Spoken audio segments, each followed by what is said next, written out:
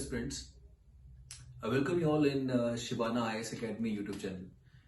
हम इस एडिटोरियल में डिस्कस करने वाले टाइम्स ऑफ इंडिया से लिया हुआ एक एडिटोरियल एंड इसमें प्रॉब्लम सोल्यूशन एंड प्रॉब्लम की बात की गई है। One of the very very important topic for UPSC exam and the HPS exam HPS. तो जो ऐसे का टॉपिक है उसके पर्सपेक्टिव से हम कुछ बात इसमें करेंगे। मेरे अकॉर्डिंग सबसे एक अलग टॉपिक आज के न्यूज़पेपर में ये रहा टाइम्स ऑफ इंडिया से एडिटोरियल। इसमें इंडिया की बढ़ती पॉपुलेशन में बात की गई है कि इंडिया की जो बढ़ती पॉपुलेशन है वो एक समय पे जिसको हम चिंता कहते थे कि काफी थिंग टू वरी है, तो उसके ऊपर इन्होंने एक नया एंगल दिया है उस इंफॉर्मेशन को। देखते चलिए, India's population will start to collapse in last 2 decades। अगले लगभग देखा जाए तो 20 साल के बाद इंडिया की पॉपुलेशन कोलैप्स कर जाएगी, विच मीन जो पॉपुलेशन इंक्रीजिंग थी, जो एक कॉज ऑफ कंसर्न था, चिंता का कारण था, जिसमें कई तबकों से आवाज आती थी कि 2 बच्चों का एक लॉ बनाना चाहिए चाइना की तरह, 1 child पॉलिसी, 2 child पॉलिसी। तो ये जान लें कि अब 2 decade के बाद इंडिया की पॉपुलेशन कोलैप्स हो रही है। वो सारी जानकारी इसमें कवर की गई है। जानते हैं, मुझे इसकी इंफॉर्मेशन बहुत बढ़िया लगी। देखिए, more babies are born in India in 2003 then any year before it और आफ्टर। 2003 में जो बच्चे पैदा हुए थे वो इंडिया के अब तक के सर्वश्रेष्ठ थे। मतलब उससे पहले तो स्वाभाविक है, पर उसके बाद डिक्लाइन आया है जो बच्चे पैदा होते हैं। कितना डिक्लाइन आया है? 2003 से कंपेयर करेंगे 2021 को तो 7 लाख बच्चे कम पैदा हुए। इसका मतलब कि 1900 बच्चे पर डे कम पैदा हुए अगर आप 2021 को कंपेयर करेंगे 2007 के साथ। इसमें अगली बात की गई जो फर्टिलिटी रेट है।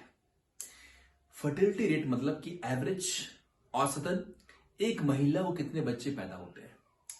तो वो जो 2005 में जो 3 था, मैंने ऑन दी एवरेज एक महिला को 3 बच्चे पैदा होते थे, वो अब जो है 2 पहुंच गया, 2 से भी नीचे आ रहा है। इसका मतलब हमारे 2 तो चल ही रहा है और उससे ही नीचे आने वाला है। आज की डेट में ज्यादातर शहर में जो रह रहे हैं तो वो 1 child प्रेफर कर रहे हैं। आइए हम बात करें इसके अंदर। All these indicators point in the same direction. Indian family size is shrinking. जो इंडिया का जो फैमिली साइज है, जहां पे माँ है, पिता है और बच्चे हैं, वो कम होता जा रहा है।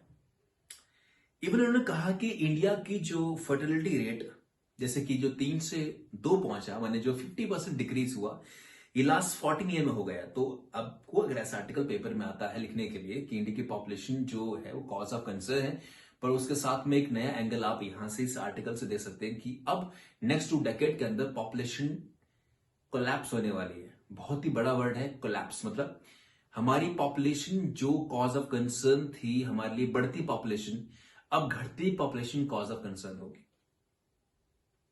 बांग्लादेश ने अपनी फर्टिलिटी रेट में 50% का डिक्रीज लगभग 17 ईयर में लगाया था। जो वर्ल्ड ने अप्रिशिएट किया था, उसको पूरी दुनिया ने अप्रिशिएट किया था। इंडिया ने वही चीज 14 ईयर में करके दिखा दी, बिना कोई खास लॉ के, कोई टफ लॉ के। बस फैमिली प्लानिंग की योजनाएं लोगों को दी, इंसेंटिवाइज किया और पॉपुलेशन जो है वो डिक्रीज हुई है।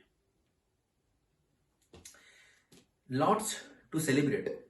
पॉपुलेशन कम हो रही, लिहाजा इंडिया के रिसोर्सेस के ऊपर जो बोझ है पॉपुलेशन का कम होगा।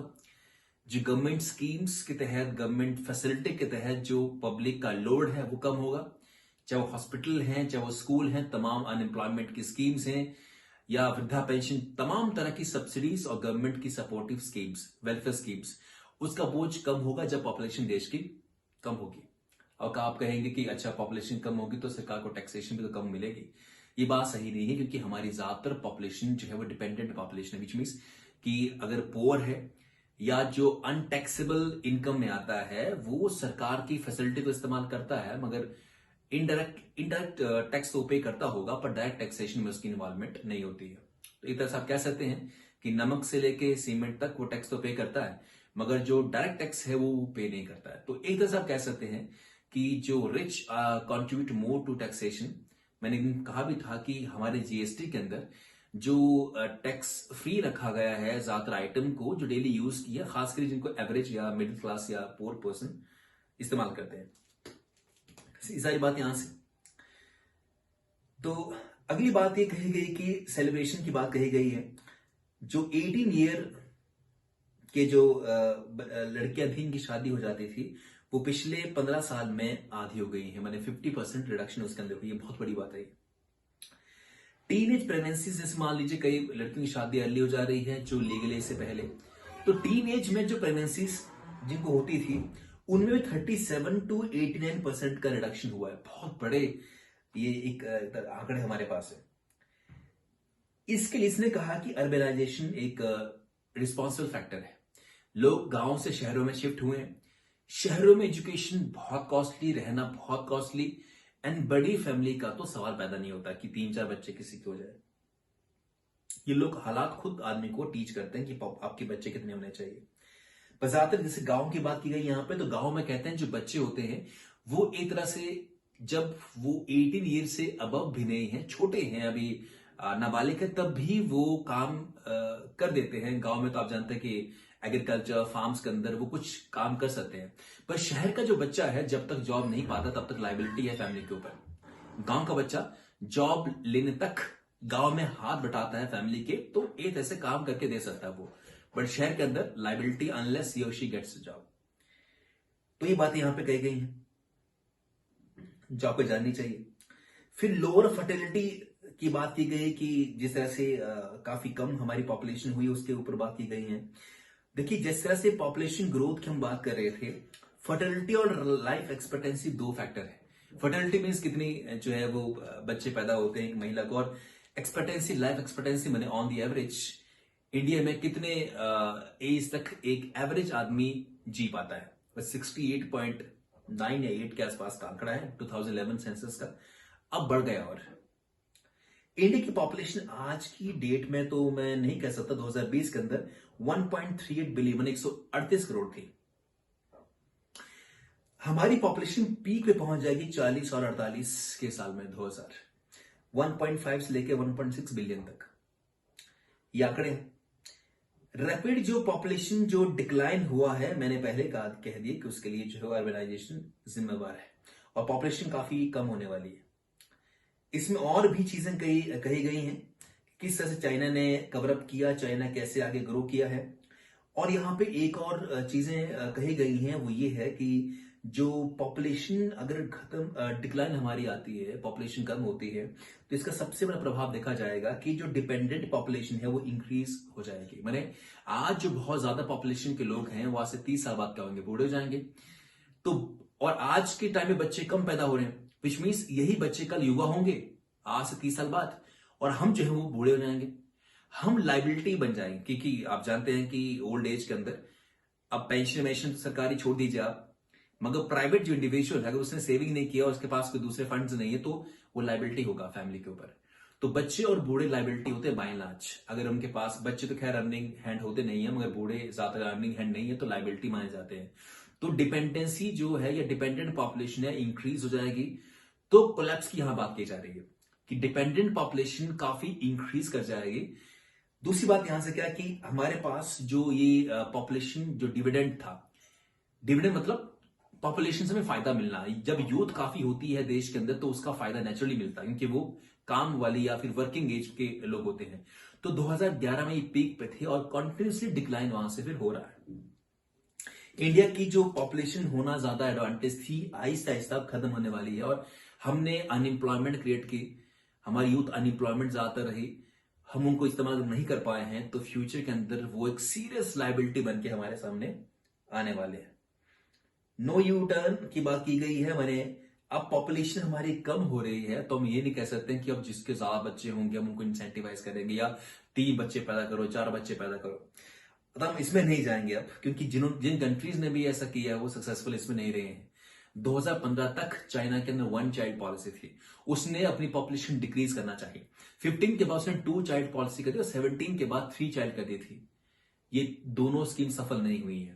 जब भी डेवलपमेंट होती है, महिला में एजुकेशन आती है, तो they want less child, because independency बच्चों को हैंडल करना आसान बात थोड़ी ना है कि भाई 3 बच्चे कर लो, 3 बच्चे पालना, उनको हैंडल करना, उनको स्कूल, ये सब चीजें, इमोशनल अटैचमेंट, ये बहुत बड़ा खेल है। इसलिए आज की डेट में जो लिटरेट महिलाएं हैं वो एक बच्चा ही चाहती हैं या मैक्स 2 बच्चे चाहती हैं। तो गवर्नमेंट का कोई भी इंसेंटिव चाइना में ऐसा कुछ नहीं कर पाया। चाइना की सरकार ने इंसेंटिवाइज किया, मलेशिया में इंसेंटिव मिल रहे हैं कि आपके 2 से अधिक बच्चे होते हैं तो हम आपको इतने इंसेंटिव देंगे। कोई भी इससे प्रभावित नहीं हो रहा, विच मीन्स दैट कि अब जब हमारी पॉपुलेशन डिक्लाइन हो रही है तो 20-30 साल के बाद जब पॉपुलेशन कोलैप्स करेगी, हम इस तरह का स्टेप उठा नहीं पाएंगे, अर्थात ये सारे स्टेप फेल हुए पॉपुलेशन इंक्रीज करने वाले। ये बड़ी ही अच्छी इंफॉर्मेशन मुझे यहां से लगी। और लास्ट में एक बात और कि कई बार हमारे डिफरेंट सेक्शन ऑफ सोसाइटी के लोग कहते हैं कि मुस्लिम्स की पॉपुलेशन बहुत बढ़ रही है। वही बात जो एक नॉनसेंस रोटेट होती है, 4 बीवियां 40 बच्चे वाली जो बात होती है। आपको बता दूं मैं, सबसे अधिक मुस्लिम पॉपुलेशन कहां है? JNK और लक्षद्वीप के अंदर। वहां पे फर्टिलिटी रेट एवरेज क्या है, मैंने ऑन दी एवरेज एक महिला को कितने बच्चे पैदा होते हैं? 1.3, 2 से भी कम। तो जो महिलाएं हैं इन 2 राज्यों में, एक यूटी और दूसरा राज्य, अब यूटी, दोनों यूटी बन चुके हैं, जम्मू एंड कश्मीर। तो इनकी हम बात करें, यहां पे ज्यादातर मुस्लिम पॉपुलेशन है और इनका फर्टिलिटी रेट जो है 1.3, विच मीन्स इंडिया ही नहीं, वर्ल्ड का जो फर्टिलिटी रेट है उससे भी कम आ गया। तो ये इंफॉर्मेशन इस तरह से देना कि भाई मुस्लिम्स जो है ज्यादा उनके बच्चे होते हैं, सारी बातें जो है कंप्लीट नॉनसेंस है। हाँ, जो मुस्लिम स्टेट्स हैं यूपी या दूसरे एरिया में जहां पड़ता है, जहां लिटरेसी है, वहां पे ज्यादा बच्चे हो रहे हैं। तो जो ज्यादा बच्चे होना means is the symbolism of literacy, या आप कहें कि एग्रीकल्चर में इन्वॉल्व है, ज्यादातर लोग अनपढ़ भी होंगे शायद वहां से, और फिर खेती में इन्वॉल्व होना, तो जाके ज्यादा बच्चे होने की संभावना वहां बनी रहती है। ये बात, इसके बाद जो है ज्यादा आर्टिकल कवर किए गए हैं, जैसे दुष्प्रचार के शिकार कृषि सुधार के उपाय। जो कृषि या एग्रीकल्चर के अंदर रिफॉर्म के लिए 3 लॉज सरकार ने पास किए थे, गवर्नमेंट ऑफ इंडिया ने पार्लियामेंट के थ्रू, तो उनको वापस लिया गवर्नमेंट ऑफ इंडिया ने, एश्योरेंस दिया। और आप जानते हैं कि इसके किसानों ने काफी दिन तक प्रोटेस्ट भी किए थे दिल्ली के अंदर। क्या ये लॉ सही थे? इस आर्टिकल के अंदर उन लॉज की खूबियां बताई गई कि लॉज वो क्यों अच्छे थे, एग्रीकल्चर डेवलपमेंट के लिए वो लॉज क्यों इंपॉर्टेंट थे, ये सारी बातें कही गई हैं। हिंदी में है तो आपको मैं इसकी PDF सेंड कर दूंगा अकेडमी के ग्रुप और पेज के ऊपर, तो आप उसको देखते रहें। ये सारी बातें यहां कही गई, किस तरह से एग्रीकल्चर के अंदर सुधार आए थे, कैसे चेंजेस आए हैं और अब क्या करना चाहिए था। तो मैंने 3 लॉज को इंपॉर्टेंट बताया। ये भी एक आर्टिकल है। और जैसे कि जनप्रतिनिधियों की जिम्मेवारी, यहाँ पे जो हमारे पॉलिटिकल MLA MPs हैं उनकी जिम्मेवारियों की बात की गई, आप पढ़े इनको। बहुत ही सिंपल आर्टिकल है, मैं नहीं चाहता इसमें मैं कुछ एडिशन करूं, बहुत ही सिंपल है, पढ़िए इनको। जैसे कि काला धन और टर्नओवर, ब्लैक मनी एक बड़ा इशू रहा है इंडिया का। अभी यूपी के अंदर जो इत्र व्यापारी थे एंड उनके पीयूष जैन, उनके घर में छापा पड़ा और 300 करोड़ का कैश जमा वहां मिला, धन के रूप में, चांदी के रूप में, सोने के रूप में। तो ये सारी चीजें, अभी चुनाव हो रहे हैं उत्तर प्रदेश में, तो गर्मा गर्मी वहां बनी हुई है। तो सवाल ये है कि इलेक्शन के समय पे व्यापारियों के पास इतना पैसा जो पकड़ा जाता है, क्या वो उनका ही होता है या इसमें कोई पॉलिटिकल गेम भी इन्वॉल्व होती है? क्योंकि आप जानते हैं कि इलेक्शन के समय में किस तरह से वोट इस देश में खरीदे जाते हैं और कैसे सप्लाई की जाती है, लिकर से लेके दूसरे उत्पाद। तो ये पैसा कहां से आता होगा या कैसे मैनेज करते होंगे लोग? तो ये सारे आर्टिकल हैं, आप पढ़ें इनको। हवा का जो, आखिर हवा कब तक ढोएगी जहरीले तत्वों का भार, तो ये भी काफी इंपॉर्टेंट आर्टिकल है। मगर इसमें कोई खास ऐसा नहीं लगा मुझे कि मुझे एक्सप्लेन करना चाहिए ये सारी चीजें। तो मैंने PDF इसकी क्रिएट कर दी, आपको PDF मिल जाएगी एंड आप गिवन नंबर पे कॉन्टेक्ट करिए, आपको PDF कॉपी हम सेंड कर देंगे। फर्स्ट आर्टिकल जो लगा मुझे कि बहुत ही इंपॉर्टेंट है उसको डिस्क्राइब करना, मैंने उसको डिस्क्राइब कर दिया हुआ है।